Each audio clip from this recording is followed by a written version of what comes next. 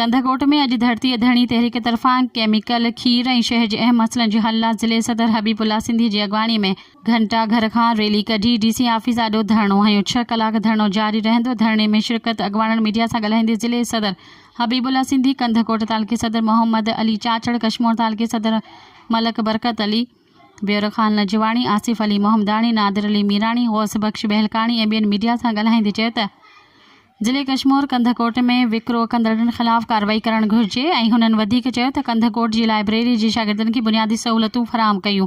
मालपीड़ीअ में वापरण खां हिकु जानवर जा 10,000 वठंदड़नि जे ख़िलाफ़ कार्रवाई कई वञे। सिविल अस्पताल ऐं डॉक्टर मौजूदु न आहिनि, उन्हनि जे ख़िलाफ़ कार्रवाई कई वञे। सिविल अस्पताल में ईंदड़ दाख़िलाऊं विकिरो कंदड़नि ख़िलाफ़ कार्रवाई कई वञे। शहर जे मुख़्तलिफ़ मोहल्लनि मां बरसाती पाणी निकाल कयो वञे। ज़िले कशमोर जे नौजवान जो डोमिसाइल ठाहिया वञनि। सब्ज़ी मंडी में बीठल बरसाती पाणी निकाल कयो वञे ऐं शहर जे ॿिया बि काफ़ी मसइला आहिनि जंहिंजे ख़िलाफ़ DC कशमोर पारां कार्रवाई करण लाइ तयारु न आहिनि। जंहिं बाद ADC अली रज़ा शाह पहुची अॻवाननि जूं ॻाल्हियूं ॿुधी, जंहिं बाद ADC पारां ख़ातिरी कराई त शहर जल्द जे हल लाइ कार्रवायूं करायूं वेंदियूं। बाद में धरणी तहरीक जे नौजवाननि पारां इहो ऐलान कयो वियो त हफ़्ते अंदरि DC कशमोर एक्शन न खयो त वरी DC ऑफिस ॾाढो धरणो हयो वेंदो।